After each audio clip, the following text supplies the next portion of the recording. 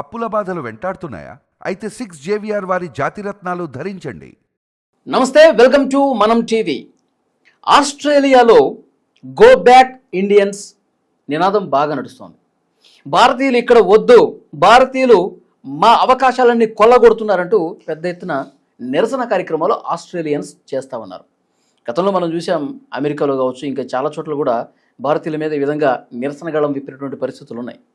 ఎందుకు ఈ విధంగా పరిణామాలు వస్తూ ఉన్నాయి? ఈ నిరసనని మనం ఏ విధంగా చూడాలి? దీని గురించి మాట్లాడటానికి అనలిస్ట్ కట్టా కార్తిక్ ఉన్నారు. కార్తిక్ గారు నమస్తే. కార్తిక్ గారు, అమెరికాలో కూడా వలసదారులకు సంబంధించి పెద్ద ఎత్తున ఆందోళనలు జరిగినాయి. అందులో ఇండియన్స్ ఉన్నారు, ఇతర కంట్రీస్ వాళ్ళు కూడా ఉన్నారనుకోండి.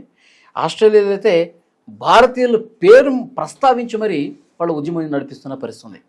సిటీ నుంచి ఇంకో సిటీ నుంచి అట్లా ఉద్యమం విస్తృతమవుతోంది.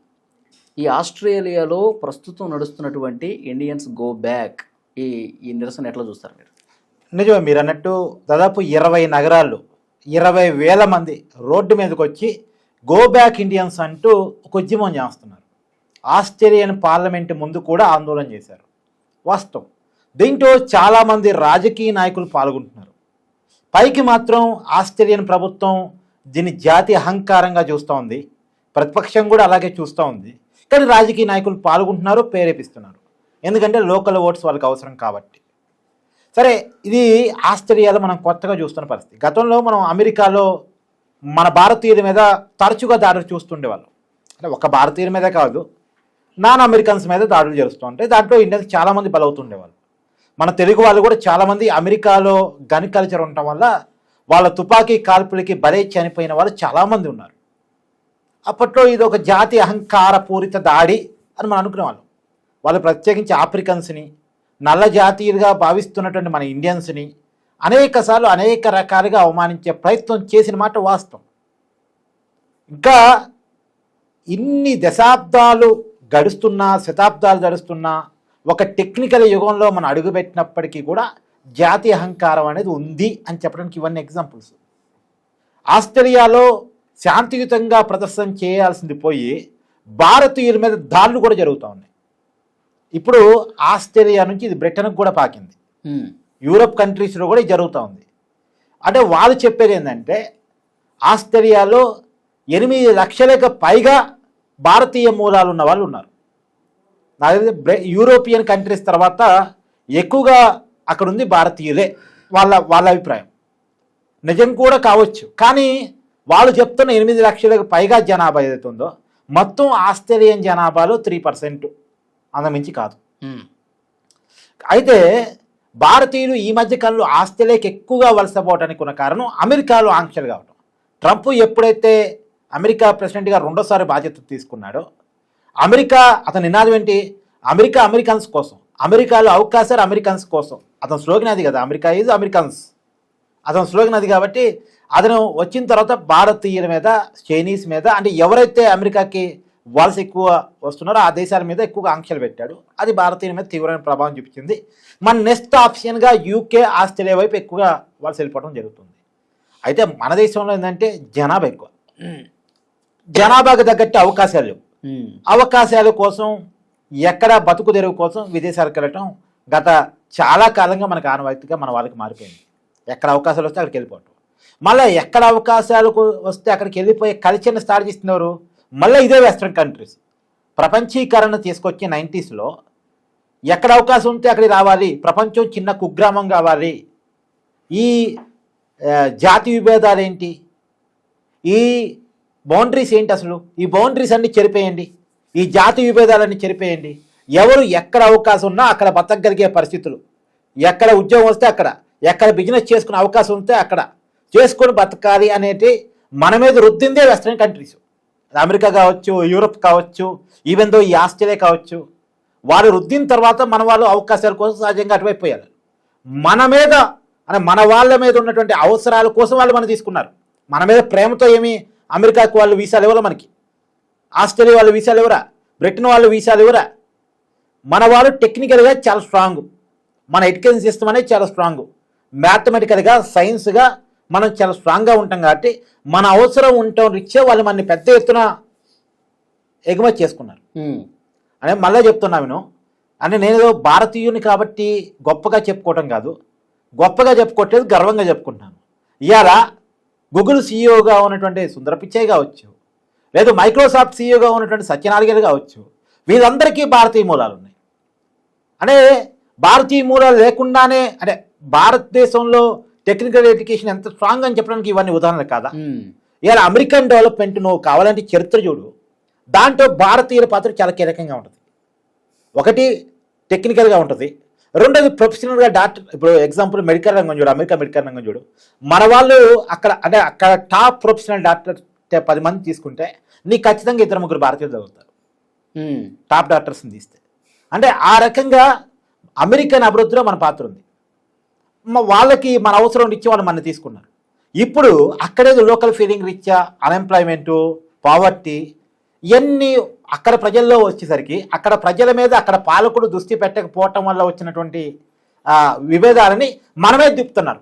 అగో మీకు ఉద్యోగాలు లేకపోవడానికి కారణం భారతీయులు, ఇదిగో మీకు అవకాశాలు లేకపోవడానికి కారణం భారతీయులు. భారతీయులు ఏంటంటే తక్కువ వేతనాన్ని కూడా ఎక్కువసేపు పనిచేయగలరు, అది భారతీయులకు ఉన్న లక్షణం. వీళ్ళు అంటే మనం పనిచేసినంతగా అక్కడ ఉన్న వాళ్ళు పనిచేయరు, ఇది వాస్తవం. అది వాళ్ళు ఒప్పుకపోయినా వాళ్ళు ఫీల్ అయినా ఇది వాస్తవం. అమెరికన్స్ మనం చేసిన అంటే నాకు తెలిసి అమెరికాలో ఉన్న వాళ్ళు ఈ వీడియో చేస్తే వాళ్ళు కామెంట్ చేయండి, దయచేసి కామెంట్ చేయండి. అక్కడ అమెరికాలో ఉన్న వాళ్ళకి ఇంత టెక్నికల్ నాలెడ్జ్ ఉండదు, ఒకవేళ ఉన్నా మనంతగా ఒళ్ళిపెట్టి పనిచేయరు, అది నిజం. ఇంకోటి ఏంటంటే ఆస్ట్రేలియా వాదనే తీసుకుంది. ఇప్పుడు ఆస్ట్రేలియా ప్రజెంట్ మన టాపిక్ ఆస్ట్రేలియాలో జరుగుతున్నటువంటి గొడవలు కాబట్టి ఆస్ట్రేలియా వాళ్ళ వాదన తీసుకుంటే ఒకసారి వాళ్ళు ఏం చెప్తారు, భారతీయుల వల్ల మాకు ఉద్యోగ భద్రత ఉండలేదు, భారతీయుల వల్ల మాకు ఆరోగ్య భద్రత ఉండలేదు. ఆరోగ్య భద్రత ఏంటి అంటే మన నల్లజాతీయులు అట, మన వల్ల కొన్ని రోగాలు వాళ్ళకి వస్తున్నాయంట. ఇవాళ ఏమైనా కొత్తగా మన వాళ్ళు ఆస్ట్రేలియా పోతున్నారా? కొన్ని దశాబ్దాలుగా అంటే ఇప్పుడు సంఖ్య పెరుగుండొచ్చు అమెరికాలో ఆంక్షలు పెరగడం వల్ల, కానీ మన వాళ్ళు ఎప్పటి నుంచో ఆస్ట్రేలియా ఉంటున్నారుగా, మన వల్ల వాళ్ళకి రోగాలు రావటం ఏంటి అసలు నాకు తెలియక అడుగుతా. తర్వాత ఉద్యోగ భద్రత. ఉద్యోగ భద్రత అనేది ఏంటంటే మన వాళ్ళకి ఎక్కువ అవకాశాలు వస్తున్నాయి. ఎక్కువ అవకాశాలు ఆస్ట్రేలియన్ కంపెనీలే ఇస్తుంది, ఆస్ట్రేలియన్ పెట్టుబడిదారులకి ఇస్తుంది. ఎలా ఇస్తున్నారు, ఎందుకు ఇస్తున్నారు? మన దగ్గర టాలెంట్ ఉంది కాబట్టి ఇస్తున్నారు. సహజంగా ఉద్యోగం ఇచ్చేవాడికి కూడా చిన్నపాటి ఫీలింగ్ ఉంటుంది, లోకల్ ఫీలింగ్ ఉంటుంది. అయినా అది దాటి మనకి ఉద్యోగం ఇస్తున్నారంటే కారణం ఏంది? మనకా టాలెంట్ ఉంది కాబట్టి. మనకా టాలెంట్ లేకుండా మనం బయటికి పోయి బతకలేం కదా. భారతీయులకు ఉన్న లక్షణం ఏంటంటే వాతావరణ పరిస్థితులు సహకరించకపోయినా, లేదు లాంగ్వేజ్ ప్రాబ్లమ్స్, అన్ని ప్రాబ్లమ్స్ని దాటి మరీ బతకగలిగే నేర్పరి భారతీయుడు. అన్నిటిని దాటి నా బతుకు ముఖ్యం, నా కుటుంబం ముఖ్యం, నేను ఆర్థికంగా ఎదగాలి, నా కుటుంబం ఆర్థికంగా ఎదగాలి అనేటువంటి తాపత్రయంతో కష్టపడి ఎరిగే మనస్తత్వం భారతీయతలో ఉంది. కాబట్టి అది ఇక్కడ పని చేస్తుంది కాబట్టి వాడు తీసుకుంటున్నాడు. తక్కువకైనా సరే ఎక్కువ పని చేయడానికి ఇష్టపడి పనిచేసేవాడు భారతీయుడు. అందుకనే భారతీయుని రిక్రూట్ చేసుకుంటున్నాను. అంతే తప్ప భారతదేశం మీద ఆస్ట్రేలియా కంపెనీస్కి ప్రేమ లేదు, అమెరికన్ కంపెనీస్కి ప్రేమ లేదు, ఏ కంపెనీకి ప్రేమ లేదు. వాళ్ళకి పని మీద మాత్రమే ప్రేమ ఉంటుంది. ఆ పనిని భారతీయుడు చూపించగలడు. ఇంకొక విషయం ఏంటంటే ఇప్పుడు ఆస్ట్రేలియా వాళ్ళు చేస్తున్న ఇంకో ప్రధాన ఆరోపణ ఏంటంటే వాళ్ళ కల్చర్ని మా మీద రుద్దుతున్నారని వాళ్ళు అంటారు. అంటే మన వాళ్ళు అక్కడ పోయి ఫెస్టివల్ గ్యాదరింగ్స్ బాగా చేస్తారు. మన వాళ్ళకు ఉన్నది ఏంటంటే మన వాళ్ళు పబ్బుల్లో కలవటం, లేదు రెస్టారెంట్స్లో కలవటం కాదు మన వాళ్ళు చేసేది. మన వాళ్ళు దసరా వచ్చిందనుకో, తెలంగాణలో ఉన్నట్టు అంటే తెలంగాణ వాళ్ళు ఎవరైతే ఆస్ట్రేలియాలో లేదా అమెరికాలో నివాసం ఉంటున్నారో వాళ్ళంతా ఒక చోట గ్యాదరై బతుకమ్మ ఆడతారు. అదే సంక్రాంతి వచ్చిందనుకో ఆంధ్ర వాళ్ళు ఒక చోట గ్యాదరై ముగ్గులు పోటీలు పెట్టుకుంటారు, లేదా ముక్కుముడిగా వంటలు చేసుకొని ఇలాంటి ప్రోగ్రామ్స్ పెట్టుకుంటారు. ఫెస్టివల్ గ్యాదరింగ్స్ మనకి ఎక్కువ. మన వాళ్ళు వాళ్ళలాగా పబ్బుల్లో కలిసి లేదా హోటల్లో కలిసి ఎట్లా చేసుకునేవారు కాదు. మనం కొన్నటువంటి సాంప్రదాయాల ప్రకారం ఫెస్టివల్ గ్యాదరింగ్ చేసుకుంటాం. ఇది కూడా ఆస్ట్రేలియా వాళ్ళకి నచ్చట్లేదు. ఇది మంచిదే. ఆస్ట్రేలియా వాళ్ళని ఆ పండుగకి పిలిచి వాళ్ళని కూడా ముగ్గులు పోటీలు వాళ్ళు కూడా ఆ సంబరాల్లో పార్టిసిపేట్ చేసి వాళ్ళ అట్లా ఫీల్ అవుతున్నారా మా మీద రుద్దుతున్నారని? వాళ్ళు అదే అంటున్నారు కదా, భారతీయ సాంప్రదాయాలు మా మీద రుద్దుతున్నారు, వాళ్ళ కల్చర్ మా మీద రుద్దబడుతూ ఉంది. భారతదేశం అనేది అందరూ గర్వించదగ్గ కల్చర్. అదేమి మంది దాగి డాన్స్ చేసే కల్చర్ కాదు కదా మంది అందరూ గర్వించదగ్గ కల్చరు, హెల్తీ కల్చర్ కూడా. కాబట్టి ఇదేదో రుద్దబడుతుంది అనేది కాదు, మంచి కుటుంబ వ్యవస్థ ఉన్నటువంటి కల్చర్, బంధాలకి అనుబంధాలకి విలువ ఉన్నటువంటి కల్చర్. నిజానికి ఈ కల్చర్ వెస్ట్రన్ కంట్రీస్ మీద రుద్దబడితే వాళ్ళు బాగుపడతారు, ఎందుకు వాళ్ళు చెడిపోరు. సో విలువలు మెరుగుపడతాయి. డబ్బు కంటే మానవ విలువలు చాలా గొప్పవి అని చెప్పేసి తత్వాన్ని భారతీయత బోధిస్తుంది. సరే, ఇదంతా కూడా ఏం లేదు, ఒకటే కోపం, వాళ్ళ అవకాశాన్ని మన వాళ్ళు కొట్టేస్తున్నారని కోపం. దానికి ఉన్న కారణాన్ని ఖచ్చితంగా ఆస్ట్రేలియన్స్ ఆలోచించుకోవాల్సిందంటే మీ పాలకులు ఫెయిల్యూర్ ఫలితంగా మీ కాడ పేదరికం ఉంది, మీ పాలకులు ఫెయిల్యూర్ ఫలితంగా మీ అవకాశాలు గండి కొడుతుంది. మేము కూడా ఒప్పుకుంటాం భారతదేశంలో భారతీయ పాలకుల ఫెయిల్యూర్ కూడా ఉంది. ఇక్కడ నుంచి మనం ఎందుకు వలస వెళ్తున్నాం? ఇక్కడ అవకాశాలు కల్పించడం ఇక్కడ ప్రభుత్వాలు కూడా ఫెయిల్ అవుతున్నాయి. అలానే అక్కడ వాళ్ళు కూడా ఆలోచించుకోవాలి, అక్కడ పాలకులు ఫెయిల్యూర్ ఉంది. ఎక్కడైనా సరే భూమిపుత్రులకి అవకాశాలు కల్పించడంలో ప్రభుత్వాలు సక్సెస్ అయితే వాడు ఇంకో చోటికి వలస వెళ్ళాల్సిన అవసరం లేదు. ఇక్కడ కుటుంబం ఉంటుంది, ఇక్కడ సేఫ్టీ ఉంటుంది, ఇక్కడ లోకాలిటీ ఉంటుంది, ఇక్కడ ₹4 తక్కువ వచ్చినా సరే ఆనందంగా బతకగలిగేటువంటి కెపాసిటీ ఉంటుంది. కానీ ఇక్కడ దాటుకొని వేరే చోటుకి వెళ్ళి లాంగ్వేజ్ బ్యారియర్ని దాటుకొని కల్చర్ బ్యారియర్ని దాటుకొని తర్వాత అవమానాన్ని తట్టుకొని మరి అక్కడ నిలబడుతున్నాడు అంటే ఇక్కడ ఏదో అవకాశం దక్కట్లే, అక్కడ ఏదో అవకాశం దక్కుతున్న ఫీలింగ్ కోసం మాత్రమే. అవకాశం ఆస్ట్రేలియాలో ఈ నిరసన ఇంకా తీవ్ర రూపం దాల్చే అవకాశం కనిపిస్తుంది. భారతీయులు ఈ మా దేశంలో వద్దు అనే పరిస్థితి వచ్చే అవకాశం ఉందంటారా? ఇప్పుడైతే వేలాది మందిగా ఉద్యమంలో పాల్గొంటున్నారు. అక్కడ గవర్నమెంట్ డ్యూయల్ స్టాండర్డ్స్ మీద ఉంది. ఒకవైపు ఏమో వాళ్ళు చేస్తున్న ఉద్యమాన్ని ఖండిస్తుంది, ఇది జాతి అహంకారం అని చెప్తుంది. ఇంకొక పక్క రాజకీయ నాయకులు అక్కడ పాల్గొంటున్నారు. అయితే ఒక ఫీలింగ్ మాత్రం వాస్తవం, జాతీయ అహంకారం ఇది ఇప్పటిది కాదు. మహాత్మా గాంధీని రైల్లో నుంచి నెట్టేసిన పరిస్థితులు మనం గతంలో విన్నాం, చదివాం. ఆఫ్రికాకి సంబంధించిన నల్ల సూర్యుడిగా చెప్పబడేటువంటి నెల్సన్ మండేలా మీద చేసినటువంటి వివక్ష గురించి కూడా మనం విన్నాం. భారతీయుల మీద తరచుగా జరిగే దాడులు, అది ఆస్ట్రేలియా కావచ్చు, ప్రధానంగా అమెరికాలో జరిగే దాడుల గురించి మనం వింటున్నాం. ఇప్పుడు చూస్తుంది కూడా అదే, దాంట్లో కొనసాగింపే ఇది. కాబట్టి ఈ జాతి అహంకారం అనేటువంటిది ప్రపంచ అభివృద్ధికి ఒక అడ్డంగా నేను అనుకుంటున్నాను.